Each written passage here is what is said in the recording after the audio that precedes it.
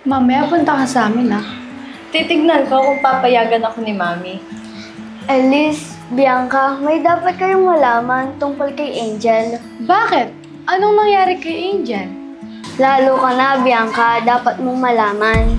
Ano? Ano dapat kong malaman? Baka gawa-gawa mo lang yan, Nana. Hindi ko gawa-gawa lang to. Si Angel, nababaliw na siya. Ha? Anong nababaliw?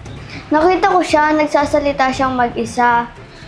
May kausap siya, pero siya lang nakakakita. Imposible ang sinasabi mo, Hana.